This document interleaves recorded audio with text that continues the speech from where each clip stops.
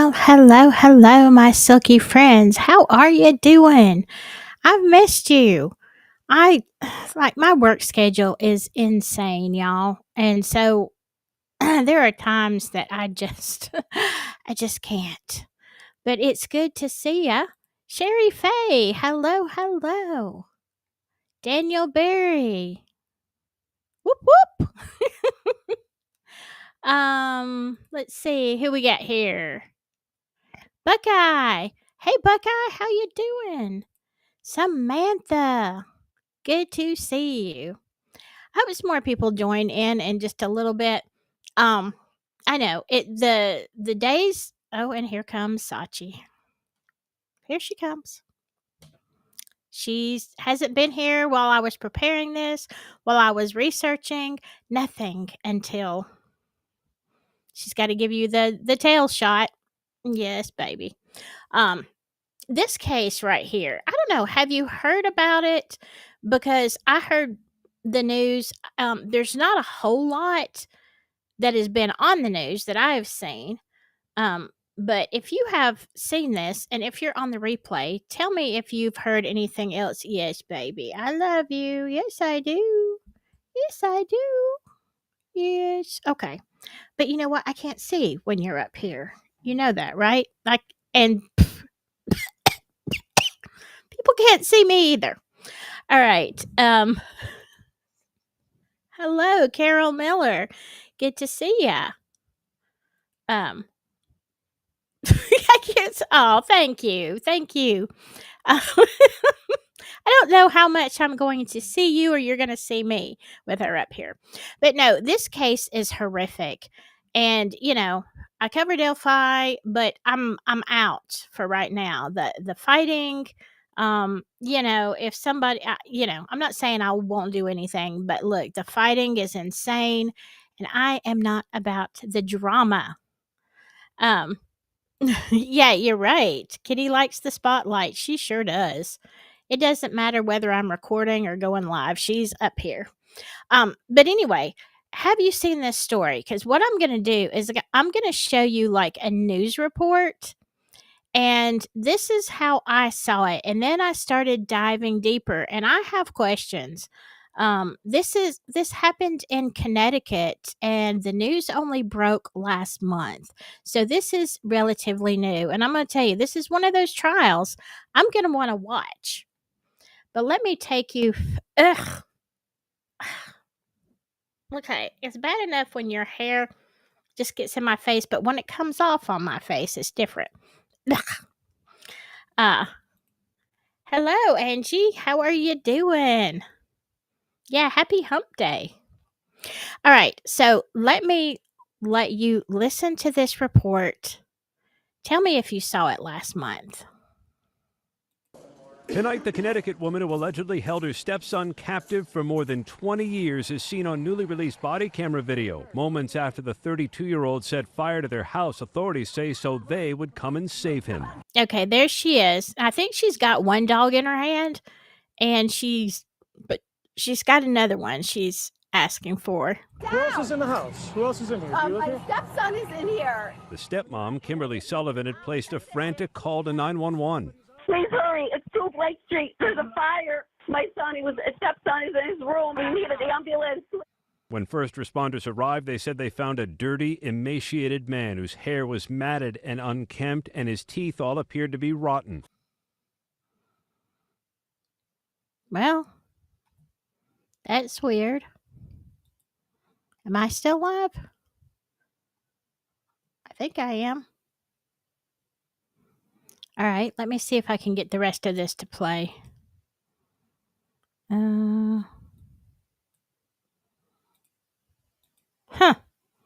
Strange. Well,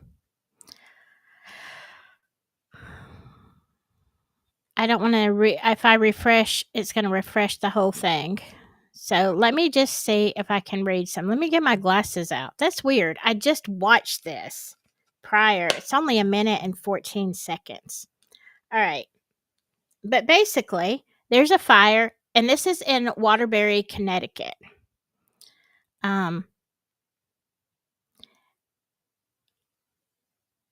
I'm trying to find. It's just not going to play. Let me see if it'll start it. No, it's like they took it down. This is weird. Of course they did, because I'm live. Good Lord. All right. I will, let me see what y'all are saying.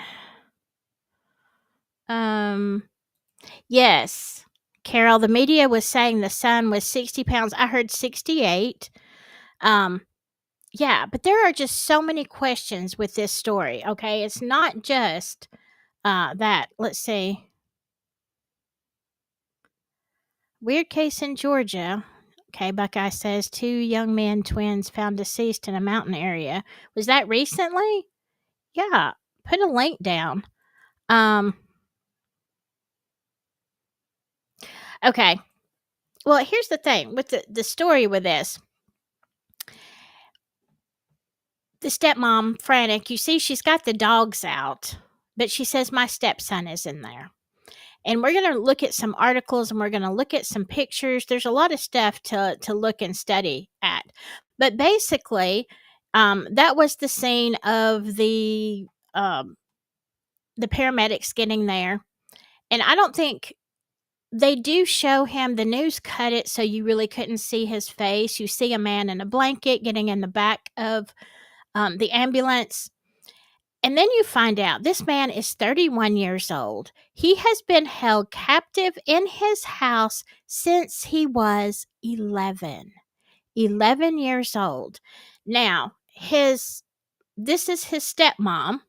Her name is, I believe, Kimberly Sullivan. His dad had passed away a year earlier. Now, they're saying that from age 11, this is kind of what happened if you look at all the news reports. They said he had some trouble in school, and by that I think really they meant he was going through the trash cans, like getting stuff out and eating it. All right, this is in what, at 11? Is he in middle school? I don't know. Maybe he was. But anyway, he's eating stuff out of the trash cans. And he's very thin. There were just all kinds of signs of abuse. So the school called. I don't know if it's CPS in Connecticut, what their initials are, but basically they're calling protective services to check into this. So they go to the home, and as you know, or maybe you don't know, but a lot of times when they're going to pay a visit, it's strange. They don't just show up. They tell you they are coming. All right. So the school, the guidance counselor, different things had questioned. They had concerns with the parents, and the kid is still coming to school, and he's starving all the time, eating out of the trash, and all just kind of weird things that kids don't usually do. And so then when they couldn't get anywhere with the parents, they called CPS. CPS comes out there several times, does a report, and says, hey, we didn't find anything wrong. All right. I don't know how much the child weighed. I don't know, what's in those reports, because those reports seem to be missing, much like all the evidence in the Delphi case. They just went poof. Right? So they're like, oh, well, we only keep records for so long, and we wouldn't have those records. Now, of course, you wouldn't. Let me see. Sorry, I'm trying to move my mouse, but Sachi is sitting on it. All right. So anyway, then the school gets a letter, call, whatever, from the parents, from the Sullivans, and they say, you know what? We are going to homeschool our son. So at 11 years old, this boy is homeschooled. All right. And what is strange to me is that the school never really followed up. Now, you will hear things, where they said they tried, but let me show you something. this is, let me see if I can move this over a little bit. Let me change this up. Okay. Now this is homeschools at a glance, okay? And the problem is that they are Connecticut is way up here in the right corner. If you don't see, it's in the middle of, there it is. You see? Do you see that on the screen? This little green spot is actually Connecticut. Now, if you notice, it is a green state that says no notice, low regulation. So I look at, Alabama because I have dealt with homeschooling, especially during, 2020, 2021. But even prior to that, my daughter was homeschooled for a semester, literally, before the schools closed for the rest of the year. So I am in I don't know, it shows light blue, but when you click on it, it says moderate regulation. I will say this. My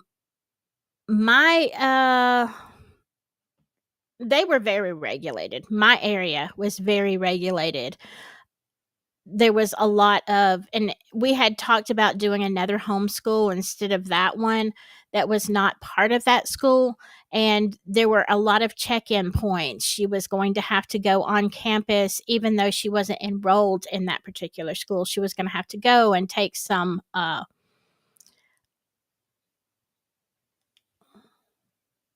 okay. I just wanted to make sure I'm still streaming after that. Okay. Can somebody put something in the comments? Because I'm talking to myself. And I don't see people in here, and my chat's not moving.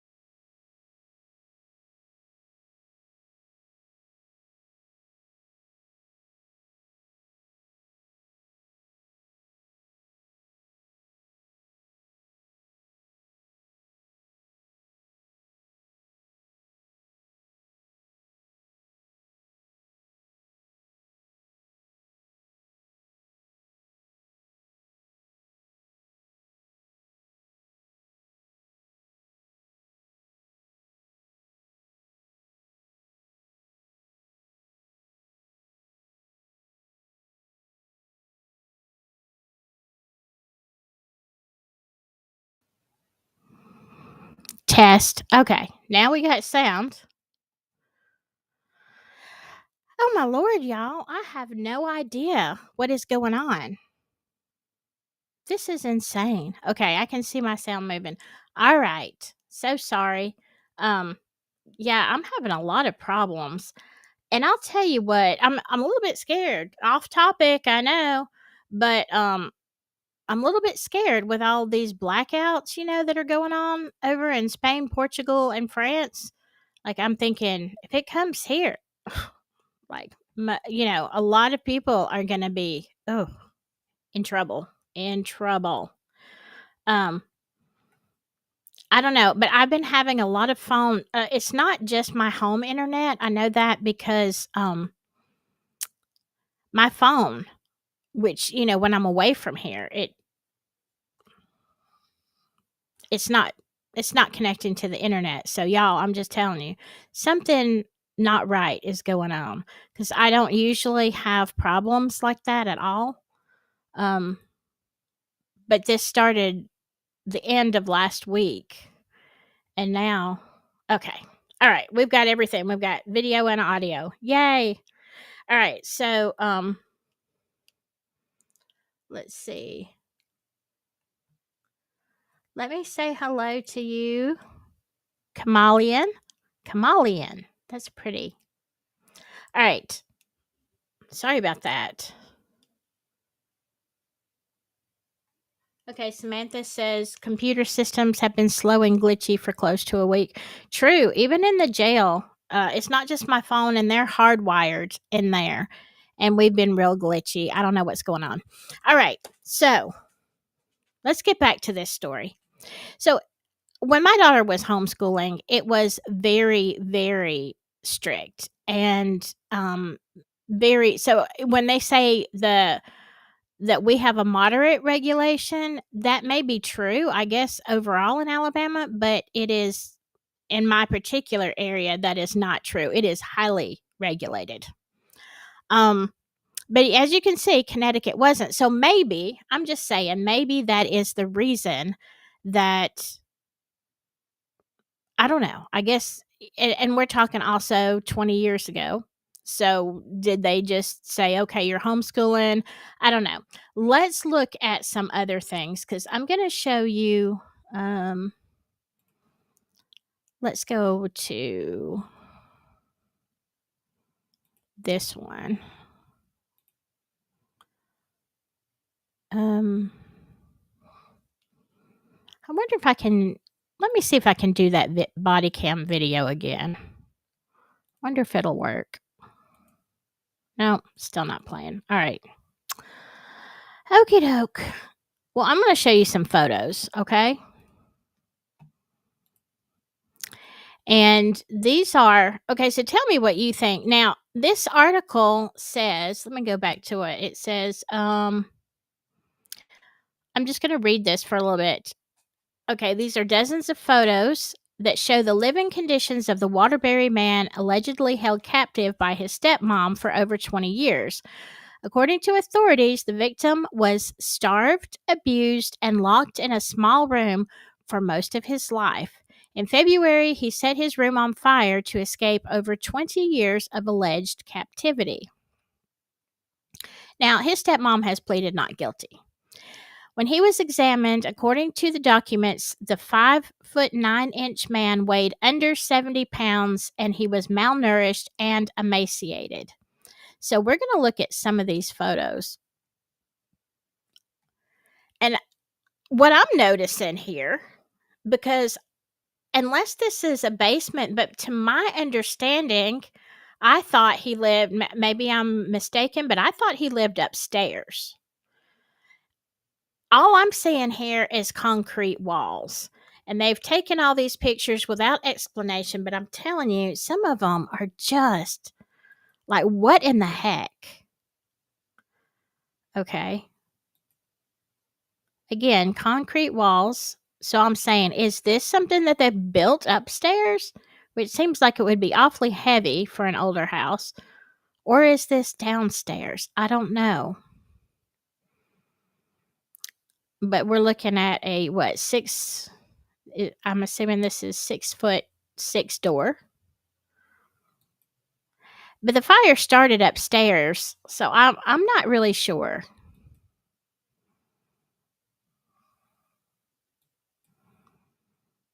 I'm like, dear God, was he in concrete? Oh, because honestly, part of me is like, you couldn't find a way. Now, if he was in concrete, I understand. But how, unless it was just lack of strength, how could you not get through a sheetrock or wood wall? I would think you could. Locks on. So I don't know. This is police evidence we're looking at. See, that would make me assume, because it says police line right here, I'm assuming this was where he was kept. Let me see what you're saying.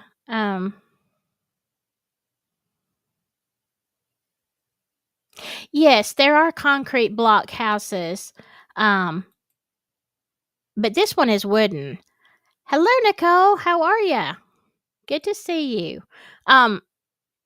Yeah, this one is wooden on the outside, and we'll get to pictures of it in a few minutes. I'll show you some stuff. So that's where my confusion comes in, is where are these cinder blocks? Where is this block wall? Is it upstairs or down in the basement? Clearly locked. And like I said, I'm guessing that this is where he was kept because of the police line. Um, and I'm just kind of going to go by these pretty quick, unless this is taken out and taken downstairs. I don't know. See, where they don't give a description. But I want you to see some very odd things. At least what I think is odd. Okay. Now, I'm guessing this was the entrance into the bedroom. Of course, I don't know what it looked like prior, but all the dirt and stuff, I'm guessing, and some of the peeling paint, maybe, I don't know, could be from the heat. All the ash, the soot, and stuff like that. And I'm not really sure why these pictures. Again, you have a very tall. It's going to show another picture of the bathroom. But I'm going to tell you, it gets far more horrific. Okay, this is the first picture that I'm really, really starting to say, what in the heck? The walls are black and the door and frames trimmed in red. Now, look, I know people have different tastes, but I'm just saying, if you're not out there, doing rituals, why are you using black walls and red trim? I mean, it is a very odd aesthetic, especially unless you have a ton of light, and it's not going to be pretty. Like, what in the heck? Who paints their walls black? Unless it's a nightclub or, a restaurant maybe where you want the ambience to be, very low light and stuff like that. I don't know. But I saw this and I'm like, this is a weird color combo. Because this looks, you see windows, and I'm not sure what this, this I think is an outside window on the left where the wood is. Because when you see pictures of the house, you see boards on the top windows, and I'm guessing that's from the fire. I don't understand, because if a house has boarded up windows and people are living there, don't the neighbors think that's kind of odd?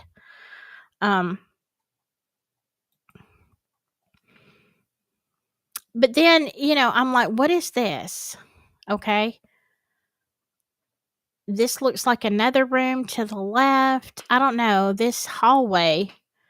I love if you see up there in the door frame, the left corner, that little round circle, that's a very certain era, very certain architecture. This is an older house, which, I mean, look at those hardwood floors. I love older houses. Not like this. This is a nightmare. But now this room has the red walls and black trim. Again, very odd aesthetic. Unless it was completely dedicated to a sports team, then that was their colors. Even then, it's garish, okay? It's not attractive. But whatever. And they have so many photos of locks. I'm guessing this is gonna come up in court.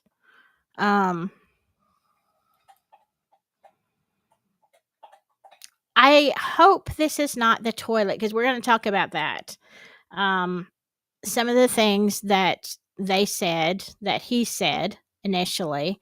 One of the things is that he was always starving. Okay, even when he was being held captive, obviously he weighed 68 pounds, but he said he had to drink from the toilet. I hope this is not the toilet he's talking about. I don't know if this is a non-working toilet. It's hideous. Again, what was this? A storage room? I don't know. I certainly love that red and black combination, though. But my understanding is that the house caught on fire in the upstairs. And then so this is pretty charred. I mean, you can see there's a lot of fire damage here. So I'm thinking this is upstairs. Maybe a sister's room that was once pink. He does have siblings. He wants to remain anonymous. And then I'm like, what are all these scratches? Like, this didn't come from the fire. I mean, your walls and stuff could maybe flake off, but this, no. All right, I'm gonna go through here real quick. Let me stop and see what y'all are saying, because I'm,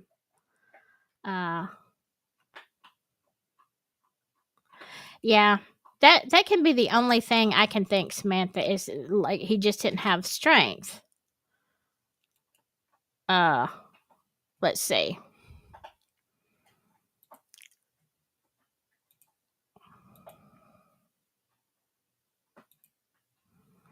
Again, this is horrific.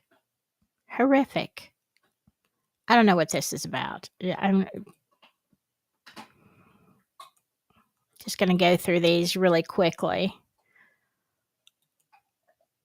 I mean, the kitchen is small, but, it's not painted red. Again, we're talking about rooms that are not painted red or black. So it's not an aesthetic through the whole house. It looks like 2 rooms or a hallway and a room. I don't know. I guess if people come in and they look downstairs, this looks relatively, other than messy, it looks normal.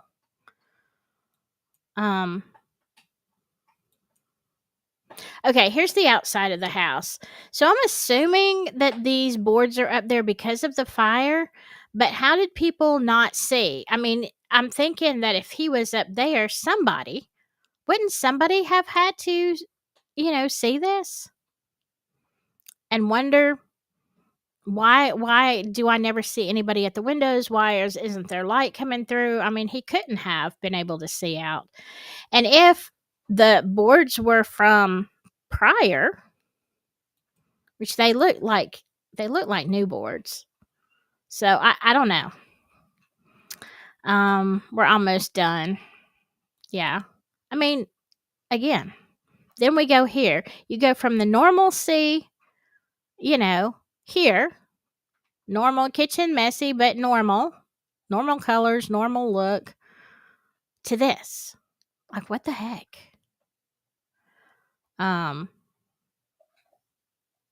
The floor looks like it has been replaced. It looks like a home job or somebody who didn't know what they're doing. Look at the way look at the way the floor is laid. It's, you see what I'm saying? You should, when you lay vinyl floor pieces, whatever, you stagger them. So you don't have these straight lines through here. This is crazy. Yeah, I don't know. Who did that? Who did that? Somebody who didn't know what they were doing. Yeah. Look, I don't know. This is just creepy. Did you see that? Is that a flower with eyeballs? I mean, that looks like a Halloween decoration. I don't know what that is. That looks like an eyeball, like a plastic. I don't know. What did you do? What was this room for? More locks. All right. So that's the last of that. So basically, and he is going by the name S, and I'll show you that in just a minute. S was allowed to come out while his father was alive.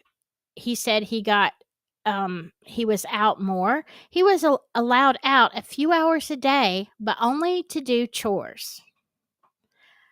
I mean, never taken out to the store, never. And we're going to read some stuff from the neighbors, because you got to wonder if this happened on my street. I don't know. But sometimes they would put a radio outside his door and let him listen to the radio. So he says that he was listening to the radio one day and found out that Hand sanitizer is flammable. So what he did is he got a few pieces of paper, probably not hard to get. Maybe he had some kind of materials like that in his room. He got some hand sanitizer, and when he was out cleaning once, he found a lighter. So he hid the lighter. Now, this goes on for years. All right. Not going to school, being locked in a room, barely being fed, drinking out of the toilet, being let loose only for a few hours to clean around the house. And then his father passes away. So here's the thing, you can say, well, was the stepmom a battered wife? Was she terrified of him? I'm not giving her any excuses, okay? Because right is right and wrong is wrong. But at the same time, I'm sitting here thinking, if she had Stockholm syndrome, or if if he kind of kept her on a leash, whatever, I can kind of see maybe she was afraid of him. But now it's been a year. He has passed away. It is just her. This boy had siblings. And you may want to ask what happened to his mom. Well, we're going to look at some of that in just a second. I don't understand. I don't, and a lot of the dynamics, I guess, will come out in court. But basically, in my head, there is no excuse for this woman to have continued to keep him captive, right? If she was terrified of his dad, then, I'm sure she could have alerted authorities. But even if she was not of the mindset to, um, come on. After a year passes, there's no excuse. Let's see. Let me move down for just a second. What are y'all saying? See, that's what I was thinking, Samantha. Black walls would not show visible evidence of violence. That's exactly.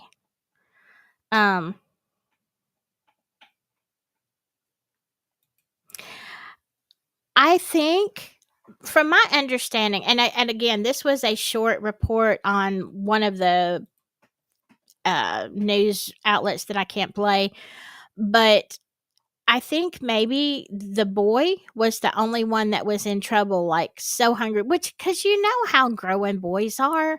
Even like they eat more than, like, they can hold a ton. They can hold a ton of food, and they're chronically hungry. You go through those years where, like, you literally cannot buy enough food. I have two sons. I know.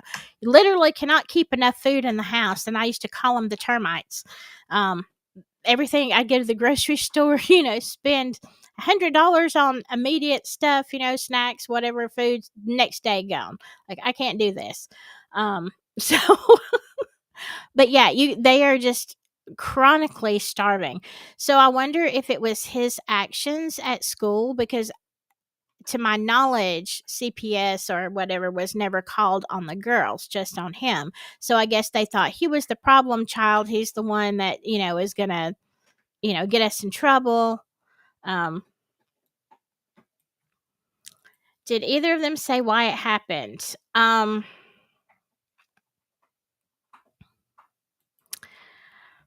Well, no, because all the school said is, their part. CPS says, oh, well, we checked it out and it was fine, but we lost the records. And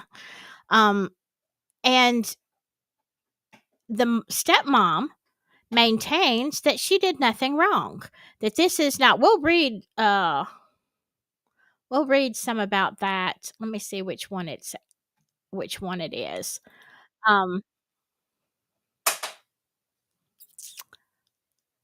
Let me look at this one.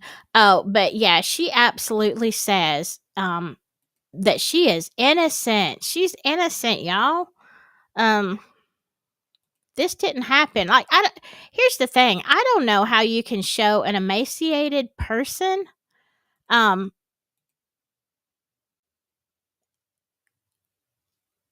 68 pounds and say I did nothing wrong. Like, that's absolutely ludicrous. All right, so let's talk about the rest of his family. This is, this whole thing is very odd. Okay, it's very, very odd. It's just like some things aren't clicking, and I realize that family and he especially wants and deserves. He deserves privacy. But I'm just telling you, there's so many things about this that are just like, what? That something, and there's just not enough people talking about this case. Um, Not to cause more heartache for him, but I want to know. I want to know about these family members. Because now this is his mom. Let me see if I can make this bigger for y'all. Well, you can see her. All right. Family seeks reunion with man who says he was held captive for 2 decades. All right. This is Tracy Valorant. She's the biological mother of the guy, S, that was held captive by Kimberly Sullivan. And this was her statement to the media. Okay, and this was dated on March 26th. I really wanted to talk about this before now, but so here we go. For 14 years, Heather Tessman had looked for her half brother, whom she'd seen as a young child in the 1990s, yet nothing turned up on the internet in public record searches beyond the fact that he'd been born. Just weeks ago, she and the world finally learned his story. He was the 32, no, I guess he had a birthday. He was the 32-year-old emaciated man rescued from a Connecticut house fire in February who told police he had been held captive in his own home for the past 2 decades. Tessman, who turns 35 on Thursday, was stunned but excited he was found. She said police have not allowed her or her mother, who gave up custody of her son when he was an infant, to visit him as he recovers at an undisclosed location because of the ongoing investigation. Well, okay, first of all, I have a lot of questions, all right? I understand. I don't. I really don't understand. And maybe it's just me, the way I think, but if I had a missing family member and I hadn't seen them and there's no trace of them, there's no digital footprint, there's nothing on the internet, nothing, like I'm asking questions. Okay? I'm going to start deep diving. And that family member may not want to have anything to do with me, may not want to see me, maybe have written the whole family off, and that's fine. But, you know, for heaven's sakes, I'm going to find at least where you are or what is going on. Make sure that you're okay. There's got to be a digital footprint. So come on.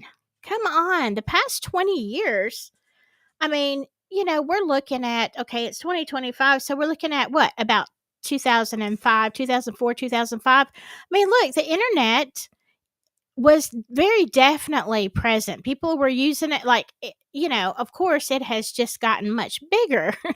And, what we can do is so much more advanced. But still, you had gosh, I remember jumping on the bandwagon back in like 97, 96, 97, when, home PCs were like, what was it? It was if you had a computer that ran at, I think was it 1,000? I can't remember. I mean, it was so slow. Oh my God, it was so slow. And I remember that the next big computer we got, the whole thing held 2 gigs. Like that was everything. And, that was huge. You're like, why would you ever need any more than that? Oh my God. Now one of my videos is way more than that. So, but even back then, okay, so we're talking about even further, okay, around 2004, 5, somewhere around there. My gosh, I did everything on the internet. Everything. So you're telling me an 11-year-old boy, okay, maybe they don't have access, but certainly by the time they're a teenager, fast forward like 5 years, you're going to start seeing things. You're going to start seeing Snapchats, Instagram, well, maybe not Snapchat. It was on further down the road, but MySpace, right? Remember MySpace? I still have one floating around out there somewhere. Have no idea what my password is, so whatever. Okay. So anyway, we're Tessa. Now who Tessman, her half brother. Okay, this is her half brother. She wants to say to him, I would say that I love you and just want to be here for you. And I have a bunch of books that I think I would love to let you borrow. Movies, video games, whatever. Well, look, he's got to be in just culture shock, okay?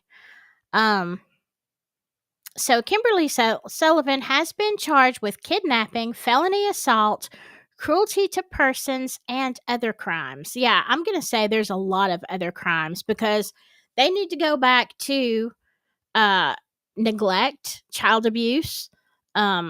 This isn't just cruelty as an adult, which he's been for a long time now, over a decade.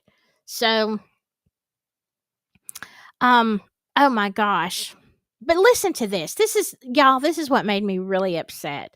Okay, so I really thought when this story broke and I saw the video and everything, I thought, okay, she is not getting bail. She's gonna be put under the jail for a while, right? No, she gets out on bail. Of course she does.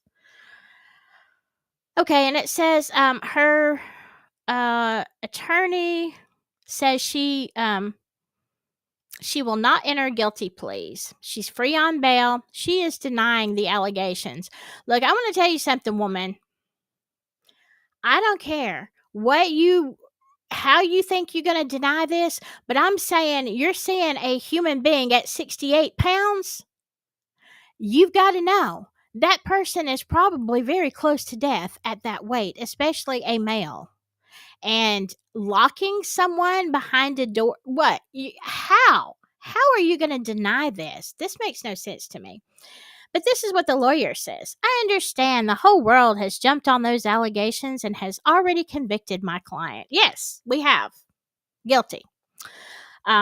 But the good thing about America is that's not how we work. She's presumed innocent until proven otherwise in court. Okay, I do understand that. I do. It ain't looking good, though. The man who police have not named told authorities that he set the fire in his Waterbury home on February 17th in an attempt to win his freedom, of course. He said that he had been locked in a small room with no heat or air conditioning for most of every day since he was about 11. He was only let out for short periods to do chores. His father, Craig Sullivan, had let him out of the room for longer, but he passed away last year. All right. He said he was hungry all the time and his food and water were limited. He was unenrolled from Waterbury's public school system in 2004 after educators contacted child welfare. Blah, blah, blah. We've already talked about all of that. All right. So these are the years. Protective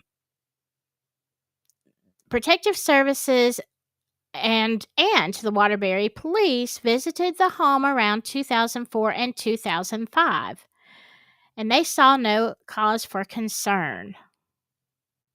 The man alleged that he couldn't tell anyone about his plight because Sullivan threatened him with longer confinement and even less food. Now, it says that, Tessman and her mother, which is his mother, Tracy Valorand, believe Craig and Kimberly Sullivan, as well as the state and local officials, failed him, and they want justice. I'm gonna hope that that's true. I don't know. I mean, I'm just saying. I have a half sibling out there that nobody has seen or heard from in 14 years. I'm going to say, and I don't know why, because he's been there for 20 years, but she says 14. I'm going to know why. I'm just going to know why. Yes, I think the world is shocked by his condition, of course.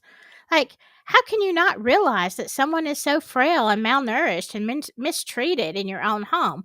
Well, yeah, but where are all the people who were trying to find him? Like, you can find somebody and they can tell you, I don't want anything to do with you, but you found them. Why are they not looking? Why all this time? I don't get it. I guess it's just like, oh, well, if he wanted to get in contact with us, he would. But wouldn't you at least look somebody up on the internet? Because something's going to come up. Something. I mean, I've looked up people that I really don't care anything about, but I'm like, wonder whatever happened to them. This is me stalking on the internet. Oh, okay. There they are. They're alive. And that's all. That's all I'm interested in. Okay, they're breathing. They're okay. Whatever. Okay. The officials with the Department of Children and Families said Wednesday they are still looking for any records on the man. They have said reports of neglect or abuse deemed unsubstantiated are erased 5 years after investigations are complete. 5 years. So you're going to tell me that somebody came in there and said, oh, there's nothing wrong here, and 5 years. I would think, okay, I understand you don't hold those records in maybe the facility, but I mean, like most everywhere I've ever worked, like you box them up and you keep them and you have a storehouse and you keep them for way longer than that. I don't even know what uh it may be forever.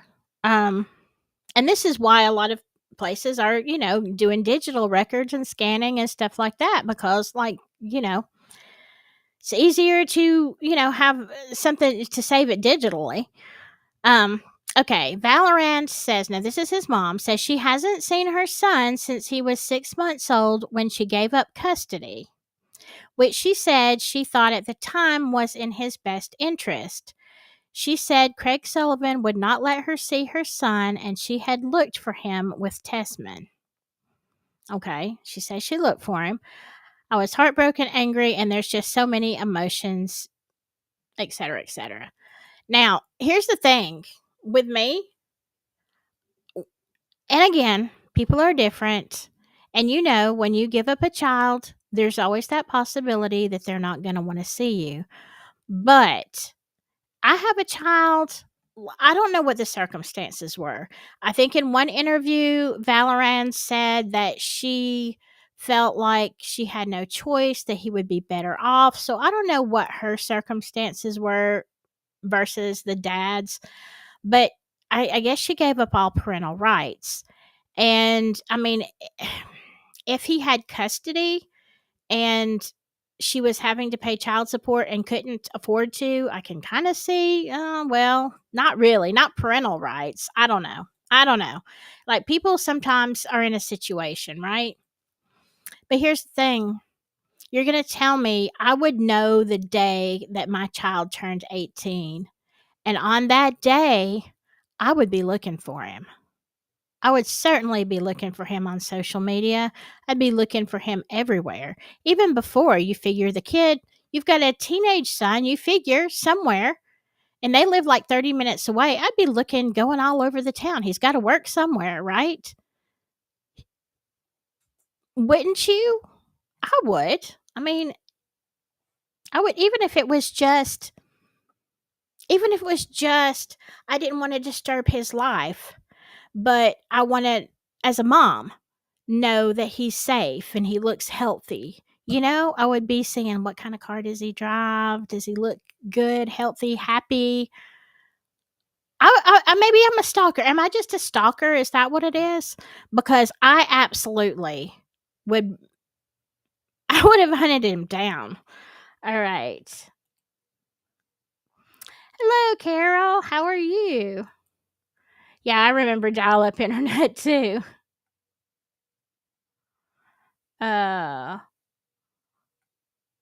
Let's see.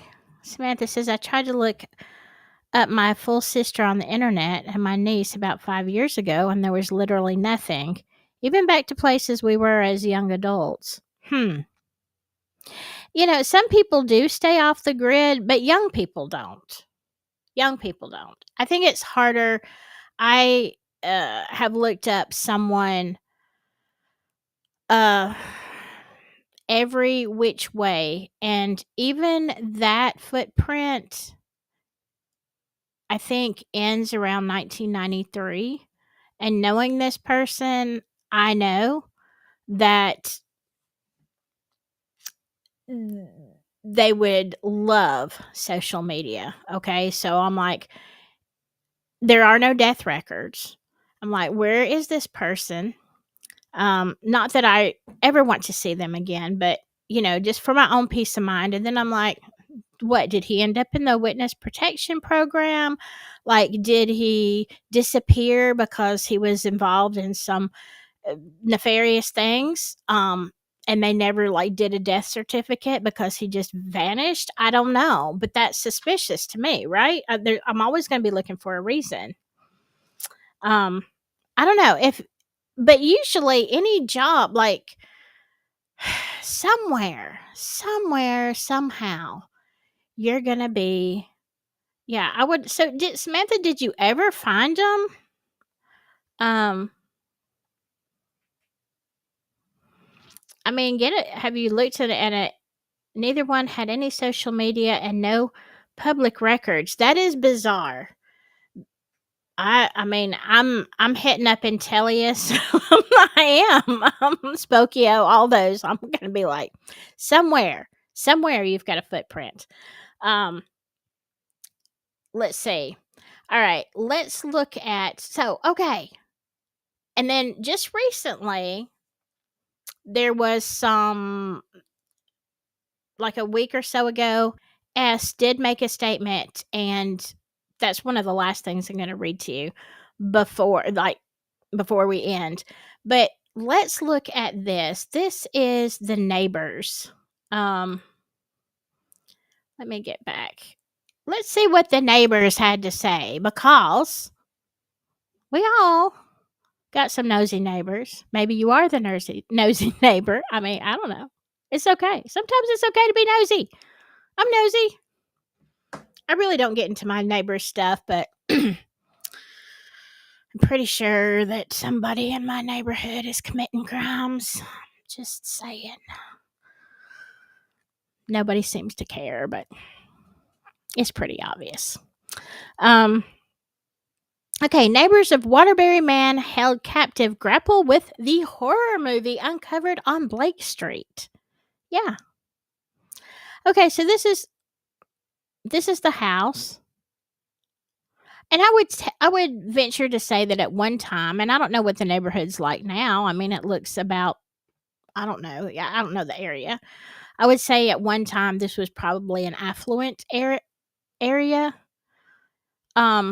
It may have been many decades ago, but okay, Waterbury. This is a nice neighborhood. Solar panels sit on roofs. Okay, so this is what they're saying. And bird baths perch at the edge of immaculately trimmed lawns. All right.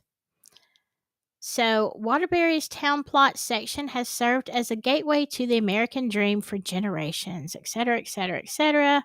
All right, great. Waterbury. By the way, I love New England.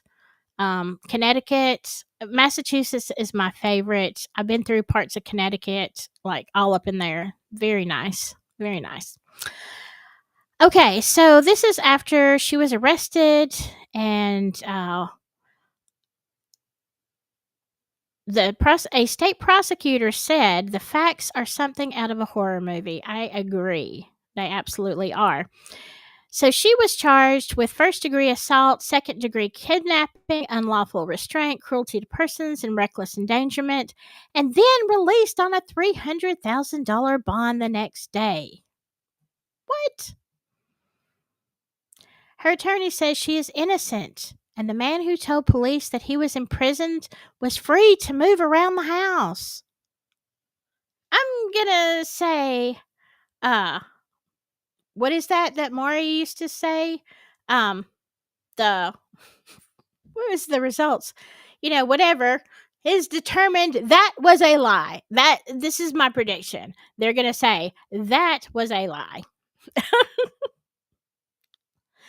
All right. So also, yeah, if you and by the way, they had how much, gosh, a month ago or something, he had over $100,000 in his GoFundMe. But let me tell you something. This guy is gonna need years and years of therapy and like everything. Um, so $100,000 doesn't go that far. I don't know what it is, but um, this is by CT Insider. So you can go look it up. He does have a GoFundMe, and that was set up by Waterbury. Um, I mean, he wouldn't even know how to set up that. Okay. So here is I guess, the top view. All right. And I'm thinking this little green spot maybe is, it looks like it's covered in a tarp. So is that where the fire started? I mean, it would go straight up in his room. And if that's true, then it would be the front of the house. Let's go back up there. If that's true, it would be not this side that we're seeing, but like this, the further end, right? But still upstairs. So I know, where's that cinder block room? Anyway, that's what it looks like to me. That looks like where the fire started. All right. Let's see. So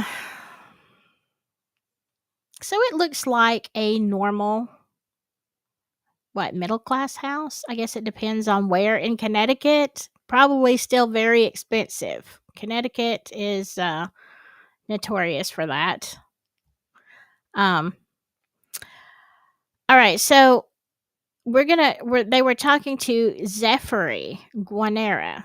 Zephyr. When I was asked about his son, since he knew the neighbor, I was shocked. He's the next door neighbor. He says, I never even heard or knew that there was a son. So clearly, he did not have the chance to move about freely, as Kimberly Sullivan says, because the neighbor didn't even know. Because, like, you would, even if he didn't go outside, let's just say he was the kind of kid who never wanted to go outside, you would have windows. The neighbors would see somebody in the window, right? A child growing up, a son. So come on. Like, look, that just don't add up. So he says, if the man held captive escaped notice, so did the clear signs of decline in the condition of his prison. Of course, because nobody knew. Nobody knew. There's no complaints. Okay. The Waterbury property records show the house has 7 rooms and sits on 0.2 acres. It was appraised at $160,000, and as of Friday, that was the last time I guess it was appraised. It was valued at $251,000. Wow, that's a big increase, especially when you got all this damage going on, or maybe it's been fixed. I don't know. All right, so it says the condition of the house may have escaped notice because more of the homes in town plot are being rented by out of town landlords. Okay, so people are just buying this up, renting it. This is like, but still, you still have neighbors. Again, if he is, you know, I don't want to say secluded, but I guess that's what I'm gonna have to say. You know, you wouldn't know. But like, there's no windows apparently that people can see into the house. And he's saying people aren't as friendly as they used to be. We used to know everybody on the street. Now people keep to themselves. Yeah. And a lot of times people do that, to stay out of everybody's business. You don't want to get, arrested or, in trouble because your neighbors are doing something nefarious. Yeah, but see, they're just saying, look, it was like a normal place. And they're saying,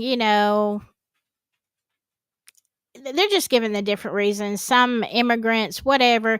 But basically, this article is just saying, yeah, they didn't notice anything. And I think it's a wake up call for these people for not being more involved. God forbid it could happen next door to me. You never know what's going on, and things look different from the outside. They look like everything's normal, and it's not. Yeah, of course. Um, so I mean, I guess I would be horrified if I found out that my neighbors, which, you know, were holding somebody captive. But if you never saw the person, you would never know. And apparently the father and stepmother never gave any indication, right? Let me see what y'all are saying. Um oh yes, that's what thank you, Emerald. Good to see you. The lie detector determines that was a lie. Yeah. That is what Mari used to say. Um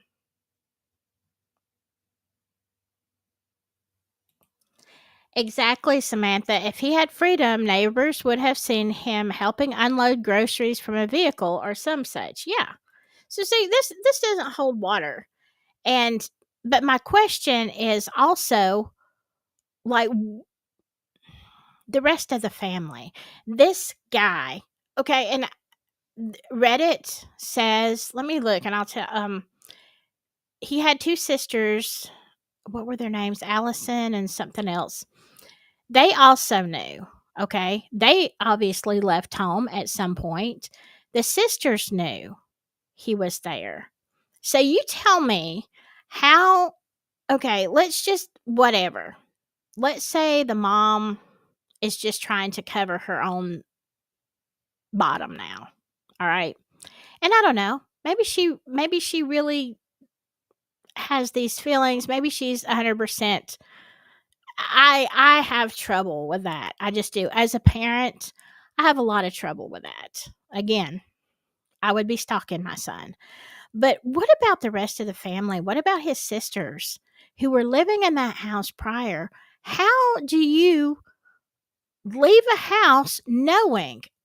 I mean, even if I was terrified of my dad, let's say they all lived in that situation. Once they moved out, wouldn't the first thing that you do would be go to the police and tell them, hey, I have a brother. And these sisters were younger, so he would have been, but wouldn't you say, I have a brother that's being held captive at the house? Wouldn't you say that? So why on earth? And then again, even if they were terrified of their dad, why wouldn't you say something when he passed away?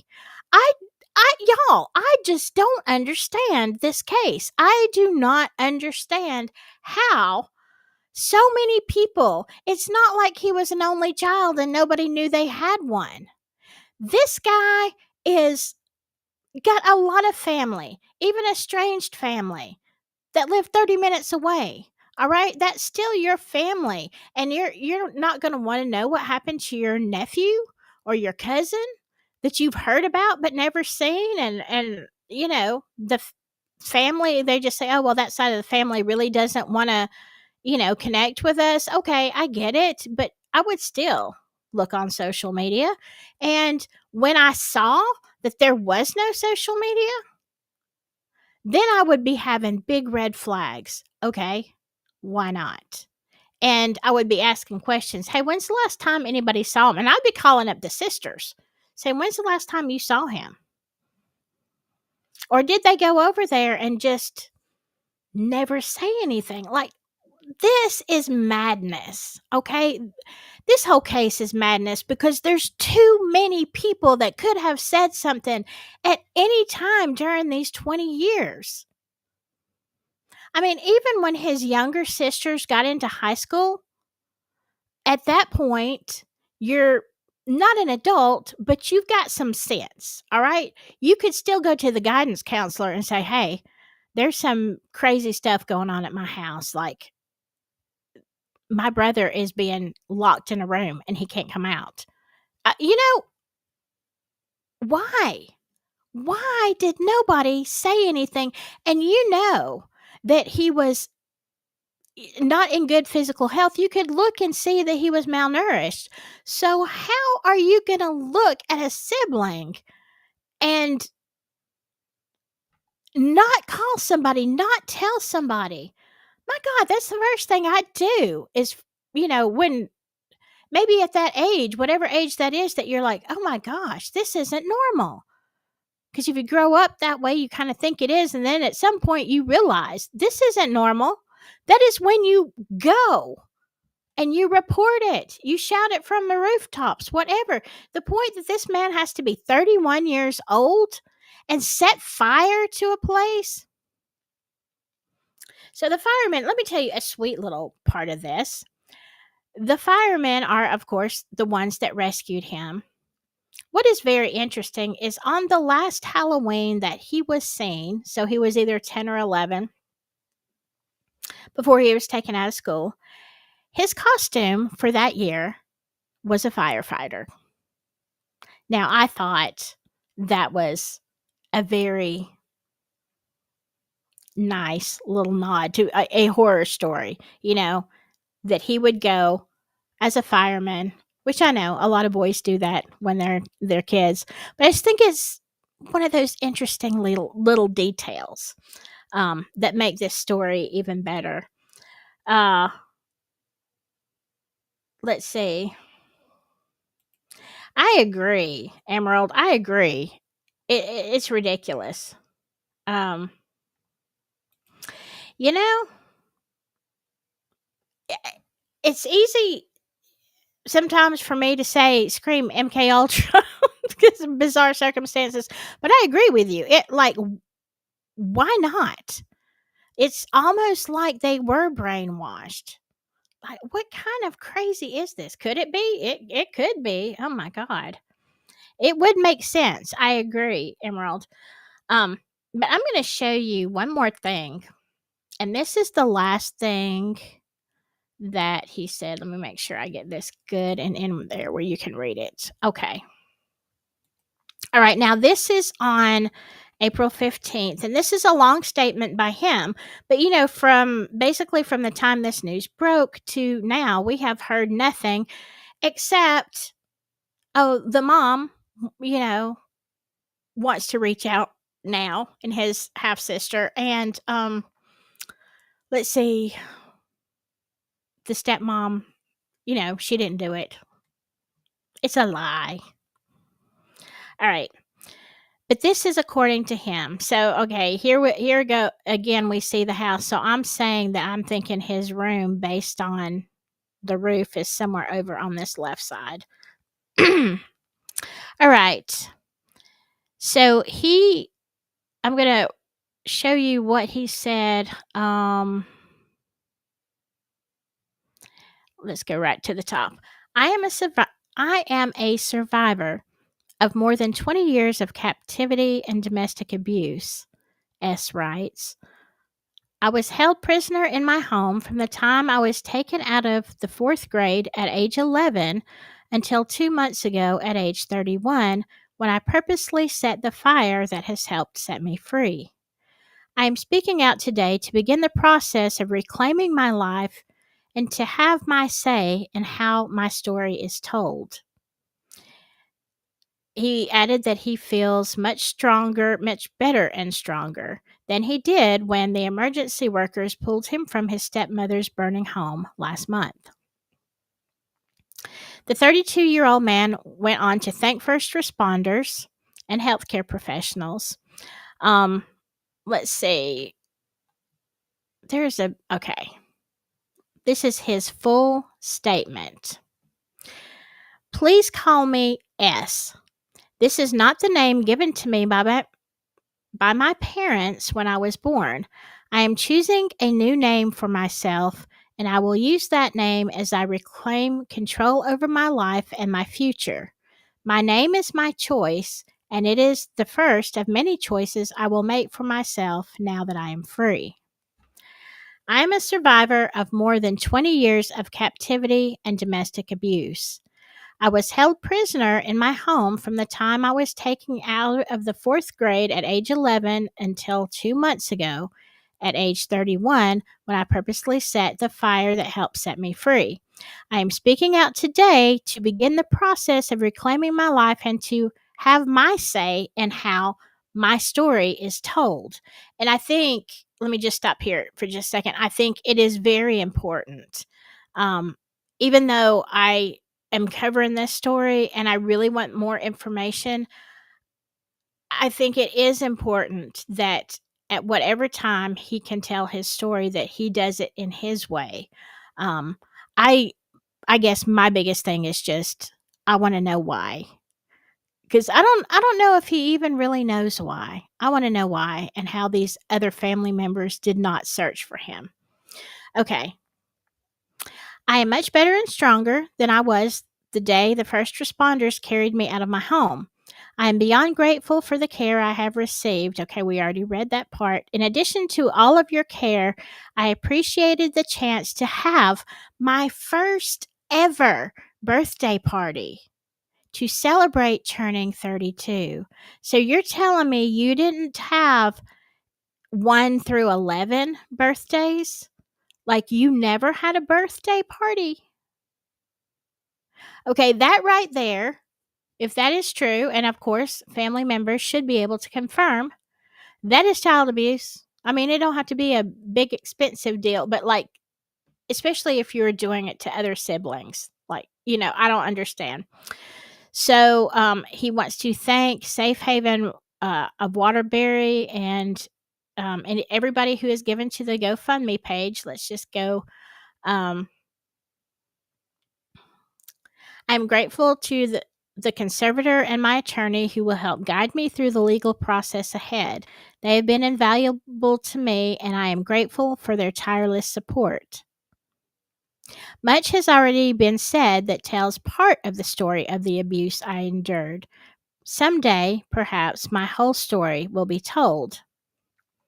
I ask everyone involved in my story to fully cooperate with the authorities who are helping me seek justice for these crimes. I also ask the public and the media to respect those investigations and my privacy as this process plays out. This isn't just a story, it is my life. And then he goes on to say, thank you for all the thoughts and messages, support, prayers, etc., etc. All right. So, what do y'all think of that? I'm actually, I shouldn't say this because he was able to hear people talk and listen to the radio and stuff, but I think that is quite an articulate statement for someone who has not been in school since they were 11 and basically been held a hostage. Um, and maybe he had help with that. I don't know. I understand that it's probably going to be a long time before he ever talks about it on, an interview. And I don't blame him for that. Like, there's so much healing that has to be done.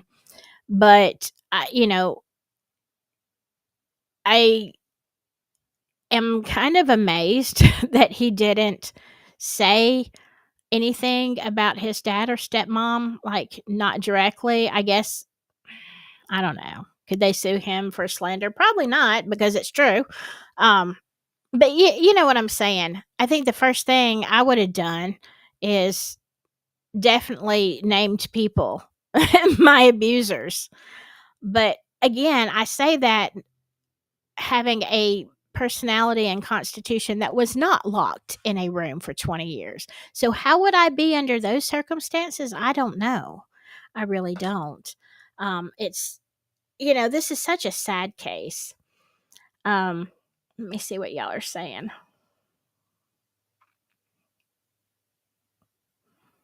Hello, Deb. How are you? Good to see ya. Samantha says, I'm betting the poor guy thought that the hospital food tasted good if he was so starved and had to drink toilet water. Yeah. Yeah. It probably anything would be good. Are you kidding me?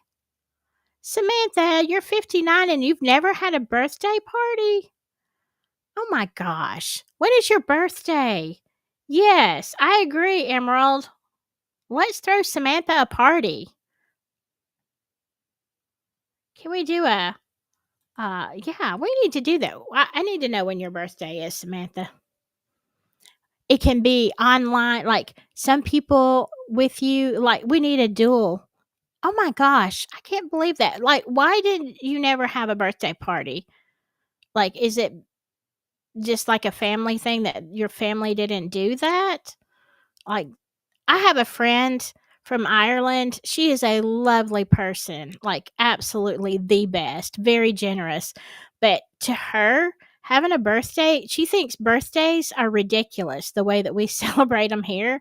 She just thinks we gave her birthday parties anyway, but that's something that they never um oh, it's in November. I'm going to remember that. So, yeah, Samantha, we need to have a birthday party. We need to have, like, yeah, we have to work on this, y'all. Don't want anybody to dox theirself, but somebody needs to be physically with Samantha, and let's do a party. Let's do an online party, if nothing else. We had cake and a present, but that's all. Yeah, I mean, a party is different. Yeah, a party is definitely. Yeah, you should be having a party. Like, I don't have a party every year because I don't want to be reminded of how old I am. But I've had a lot of parties. I've had surprise parties. I've had all kind of stuff over the years. So yes, a birthday stream at least. Yeah, absolutely. If nothing else, we can have a birthday stream party. Yeah, but everybody wants the cake. Uh I want the cake. Okay. Yeah. Y'all don't let me forget. I probably won't forget, but it is April, November. We're going to have a party for Samantha. Samantha, don't let me forget. I think that would be fun. I think it would be really, really fun for us all to have an online birthday party. Have a playlist and everything. It's one of those ones that I have to be careful the way I set it up to not get a copyright strike, but we can do it. We can do it. Um, I went to drinking parties in my 20s, but no birthday party. Yeah, birthday party's different because it's all about you, and I don't know. I guess everybody does it different, but it's all about, celebrating a person and, playing games and just hanging out and I don't know, all that kind of stuff, listening to music. Um, all right. So, what do y'all think of this story? And if you're on the replay, please, um, please hit the like and also comment. Have you heard of this story? What do you think?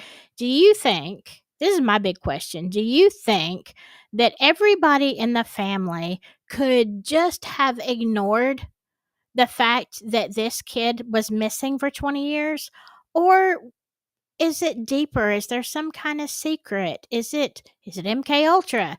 Is it something far darker? Because I just don't see it. I can give the neighbors a pass, okay? I can It's hard for me to give the school a pass because you should be checking in. You have a student that was enrolled and now they're homeschooling. That child, you felt like they were endangered before. I think the school has some responsibility. CPS, a lot of times, in my opinion, is worthless. Um, I've seen it not be helpful at all. But I'm just thinking family members who want to. Oh, I'm out of focus again.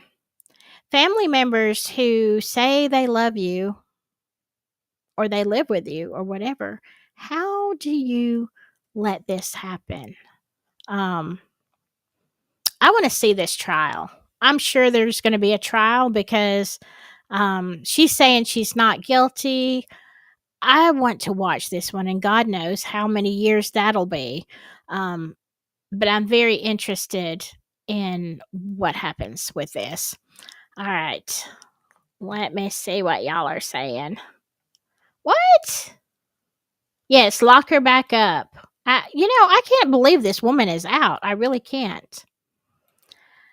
What, Samantha? What kind of look? What kind of friends don't give you parties, bridal or baby showers? I don't get it. We're definitely gonna have to have a party. Definitely.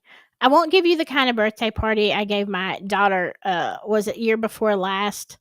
She wanted an It themed birthday party, and I dressed up as Pennywise. But that was her choice. I won't scare you doing that. Uh, you're predicting stepmom takes a plea deal. Well, she might. If she's smart. Wait, she doesn't particularly look like she's all together in reality. I don't mean that she's mentally ill. I mean that she seemed like she was in a lot of denial to me. But yeah. Mm. If she knows what she's doing, she will take a plea deal. But as for right now, she's saying, "Oh, I'm innocent," and the lawyer said, "Look, if I was an attorney, I couldn't represent. I still couldn't represent somebody like that. Like, there's no excuse. 68 pounds. There's no excuse." Um, but I really am hoping for a trial because I just want to hear what the family says. It's like I don't think she'd get off on those charges, but I want to see what the family says. Who's going to testify in her defense? Anybody? And what's their excuse? Um, oh my gosh, you got married at 15 and had a son at 16. Wow. I went to school with some folks who had kids young, and in the South, that's pretty normal. Happens a lot.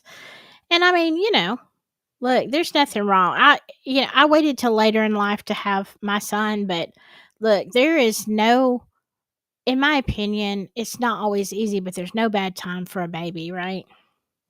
Um, and I guess because I really love my kids, all of them, so much that I cannot imagine. I can imagine circumstances, no doubt, where you cannot keep custody, where you have to give them up for adoption, or whether have to give the other side of the family, custody because of your circumstances. I get that. I really do. I get that. What I don't get is when that child turns 18, you not stalking them and looking for them. I just couldn't. Uh, yeah, sounds like me. I had all of my kids later. Um, all right. So, anybody think anybody think she's going to go to trial, or is she going to take a plea deal? What are we predicting here? You know, I think for her, like, she was dressed. If you saw the pictures, let me see if I can find another picture. I was looking at Reddit earlier. Let's see. I'll find the picture. I know y'all probably saw her pictures, and I put them on the thumbnail. I mean, she was obviously dressed decently, right? Um, Let me find that picture. I mean, she didn't look bad the next day. I mean, she wasn't so tidy the night that the fire happened, but hey, we're at home. She was at home. Let's see if I can pull this picture up. All right. Yeah. But see, I mean, look at this. She's in a nice outfit. She's got jewelry. She's got makeup. It's a little, a little much, but uh who am I to judge? um so obviously she's Yeah, and here's the thing. You want me to tell you what makes me mad? I see it all the time. It makes me so mad is this, uh let me make this bigger. This religious posturing, okay? The religious posturing. Notice what she's I'm gonna make this real big for a second. Notice what she's got right here.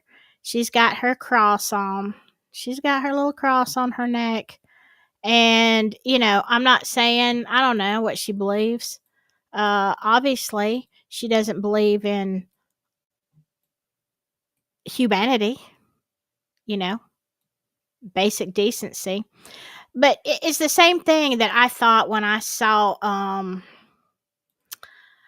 thought about covering summer wells. I had just started Delphi and I was like, should I do Delphi or should I jump in on summer wells because it is closer to me, easier for me to go investigate. I watched maybe the first, which I've watched a lot of stuff on that, and it is I can't with that case. But I watched the first interview maybe the day that Summer was missing or the next day, like the first one where it's just Don Wells, and I think it's one of his sons, but I know that Don is out there.